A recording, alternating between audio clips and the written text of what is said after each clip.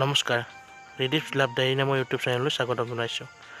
আহক আজি জানি লওক চাণক্যই কোন তিনিজন মানুহক মৰি গ'লেও সহায় কৰিবলৈ হাক দিছিল। বলক তেন্তে ভিডিঅ'টো আমি আৰম্ভ কৰোঁ। চাণক্যই প্ৰথম কোৱা মানুহজনে হৈছে মূৰ্খ ব্যক্তি। সদায় মূৰ্খ ব্যক্তিৰ পৰা চাণক্যই আঁতৰত থাকিবলৈ কৈছে, কাৰণ তেওঁলোকে কেতিয়াও জ্ঞানৰ আভা নাপায়। গতিকে আপুনি তেওঁলোকক কিবা ভাল কথা ক'লেও সেয়া তেওঁলোকে বেকাৰ বুলি ভাবে। গতিকে আপুনি তেওঁলোকৰ পৰা সদায় দূৰত থাকিব আৰু এই ব্যক্তিক কেতিয়াও সহায় নকৰিব।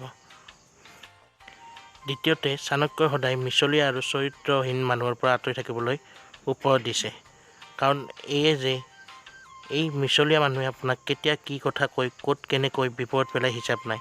লগতে চৰিত্ৰহীন মানুহৰ লগত থাকিলে আপোনাৰ নিজৰ চৰিত্ৰ হানি হোৱাৰো যোগ আছে।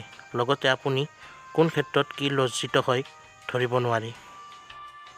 গতিকে এই মানুহবোৰৰ পৰা দূৰত থকাৰ লগতে এওঁলোকক কেতিয়াও সহায় নকৰিব। তৃতীয়তে, চাণক্যই সদায় দুখী হৈ থকা মানুহৰ লগত আঁতৰি থাকিবলৈ কৈছে, কাৰণ এই দুখী হৈ থকা মানুহে সদায় দুখী হৈ থাকিব, লগতে আপোনাৰো পজিটিভ মন নিগেটিভ কৰি দিব পাৰে।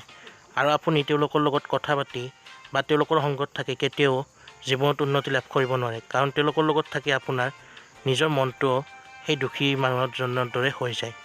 গতিকে আপুনি কেতিয়াও দুখী মানুহৰ লগত নাথাকিব, লগতে তেওঁলোকক কেতিয়াও সহায় নকৰিব।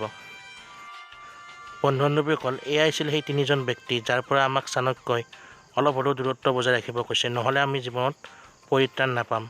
গতিকে বন্ধুসকল, যদি ভিডিঅ'টো ভাল পায় লাইক কমেণ্ট শ্বেয়াৰ কৰি দিব আৰু সদায় এনেধৰণৰ মটিভেশ্যনেল ভিডিঅ' পাবলৈ আমাৰ চেনেলটো ছাবস্ক্ৰাইব কৰি দিব। ধন্যবাদ।